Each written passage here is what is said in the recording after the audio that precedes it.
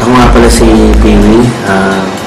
Ngayon, pupuntahan natin ng mga ilan sa mga members ng V-Mobile. Sisilipin natin mga naging resulta nila sa pagiging member.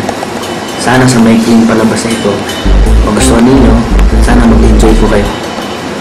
Tara!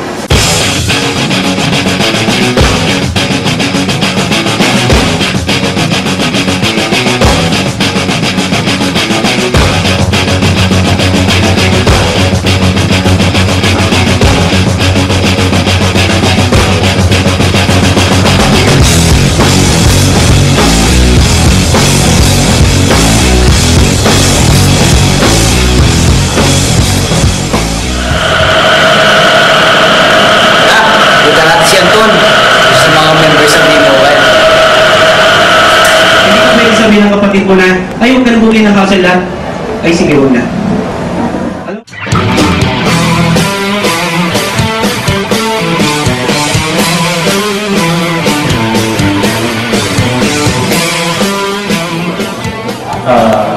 I'm Roy Alcazana.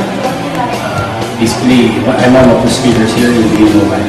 Hawak ko po si Technoreal. Basically, invite ako ng cousin ko to a business opportunity. Actually, I remember sa Mega Mall pa. This Pingui who invited me in the business. At first, nakita ko yung business. Tinignan ko sa kanya paano niya ginagawa. Then, na-realize ko, yan, magaling na pala. Then, I started the business. Yun, tuloy-tuloy na sa talaga. Nag-arala ko lang talaga ng negosyo.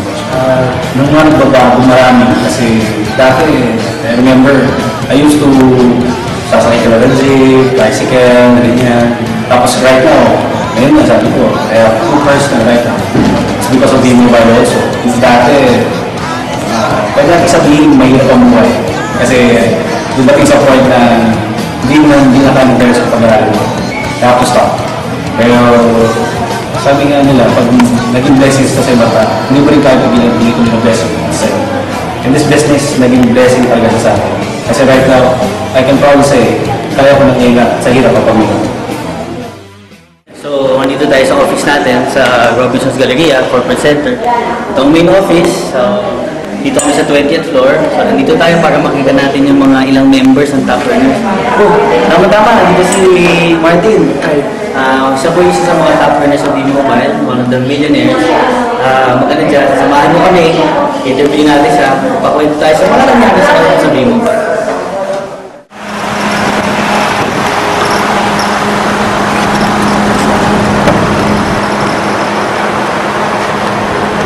Hi, I'm Martin Miares. I'm one of the presenters of V-Mobile Technologies Incorporated.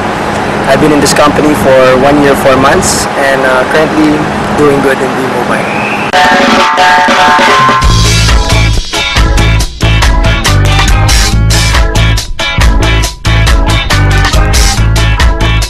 Actually, I was a call center agent for Citibank. I was selling credit cards. And then eventually, I joined this event wherein Pingui, or Paul Buasque, invited me to join V-Mobile. And then eventually, when I started out, I had no idea about what I was doing. You know, parang I didn't know how to really make the business work. All I know is pwede ako yumaman, get rich with what I'm doing. So I kept on doing it until tiyaga lang pala ang katapat niya. Tiyaga lang, pakikisama lang sa iba-ibang tao, caring for others, helping others to earn. Ang maganda dyan, while you're helping others, talagang kikita ka rin ng malaki. But actually, when I was an employee, I was only earning 16,000 a month. I'm living in Cubao. I'm a breadwinner of the family. Pinapaaral ko yung kapatid ko. Ako nagbabayad ng kuryente, tubig, lahat. Actually, yung hirap ng buhay, lalo na pag fresh graduate ka. Actually, very fortunate ako na nakagraduate ako since I'm an athlete of UST. Fortunately, nakakuha ako ng 50% scholar sa UST. And then, I finished BS Tourism. And eventually, I started out as an employee nga po. And then, it's kind of hard. Life is hard. And ang daming nakapatong sa likod ko. Like, kailangan, ang dami kong ma-prove to my parents, my family, my brother, my friends. Ang dami ko kailangan mapatunayan.